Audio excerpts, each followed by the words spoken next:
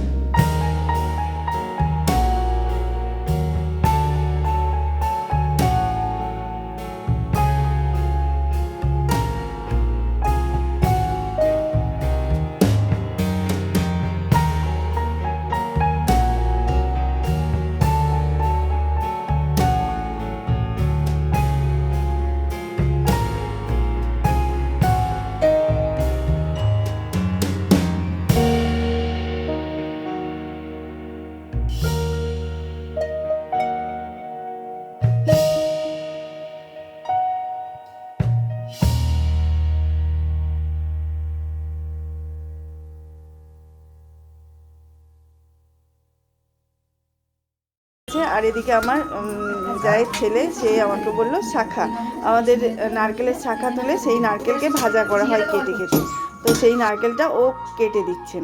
আর এদিকে আমি আলুতে নুনটা দিয়ে দিচ্ছি, জল সমেত আলু দিয়ে নুন দিয়ে একদম জারিয়ে রেখে দিচ্ছি। সব জারানো হয়ে গেছে প্রায়, এটা হলেই আমার শেষ। আর এদিকে দিদি দেখো ভাত বসিয়ে দিয়ে একটু ওয়েট করছে, ভোগের হাঁড়ি তো। আর আমাদের রান্না করতে করতে কথা বলতে নেই। যখন আমাদের ওই রান্নাগুলো হবে, ভাজা ভুজি ভোগের ভাত এগুলো হবে, তো কোনো রকম মুখে আওয়াজ করতে নেই, কথা বলতে নেই, যাতে আমাদের কথা বলার সময় যেটা মানে বেরোয় থুতু এগুলো থেকে একটু করতে হয় আর কি, অনেক রকম নিয়ম আছে এইসব।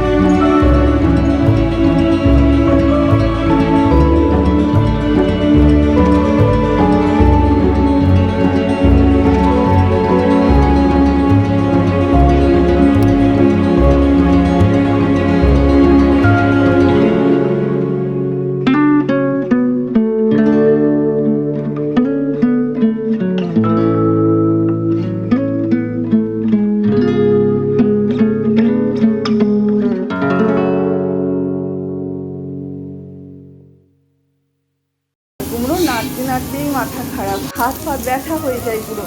তাই জন্য চাল কুমড়োর জলটা ফেলে দেওয়া হয় একটু করে। এ দেখো কত সুন্দর ভাজাভুজি হয়ে গেছে, দেখতে পাচ্ছ। এদিকে দাদা ভাইয়ের চাল কুমড়ো সেদ্ধ একদম ভাপানো, সেদ্ধ না ভাপানো কমপ্লিট হয়ে গেছে। দাদা ভাই চাল কুমড়োটাও তো বসিয়ে দেবে। তো দেখো আমি বসে পড়েছি এবার রান্না করতে। সে যেটুকু পেরেছে করেছে, তারপরে এবার আমি বসেছি। লাস্টেরগুলো যেগুলো বাকি রয়েছে ওগুলো আমি করব।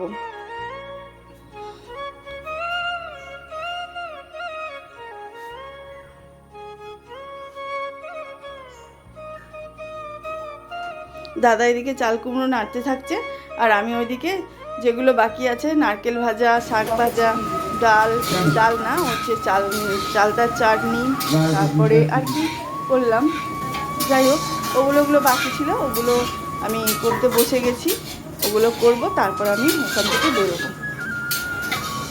দুটো উনুন জ্বলছে, মানে একটা গ্যাসের ওভেন জ্বলছে, আবার একটা উনুন জ্বলছে।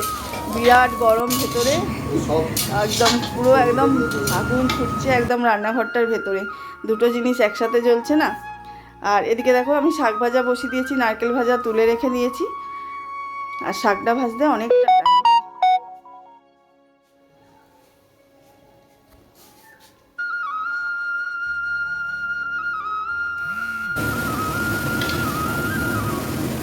দাদা দেখছে যে ঠিকঠাক চিপচিপে হয়েছে কিনা। এদিকে আমি মাছ ভাজাটাও বসিয়ে দিয়েছি। আমাদের চিংড়ি মাছ দিয়ে আমাদের টক হয়, আর ঠাকুরের ভোগে একটা ভাজা চিংড়ি দিতে হয়, একটা দুটো দিতে হয়। এদিকে ডাল বসিয়ে দিয়েছে, চাল কুমড়ো কমপ্লিট। এদিকে ডাল দিদিভাই দিয়ে দিচ্ছে ভালো করে, ওই ডালটাকে এবারে কড়াই বসিয়ে দেবে। আর এদিকে আমি চাল কুমড়োর চাটনি বসিয়ে দিয়েছি। মানে কি মজা!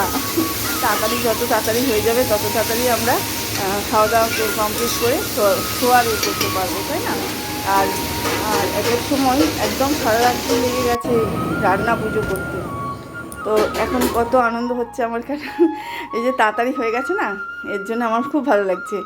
তো এখানে দেখো সব পরপর সাজানো হয়ে গেছে, বসানো হয়ে গেছে, এগুলো সব চুবড়ি চাপা দিতে হবে।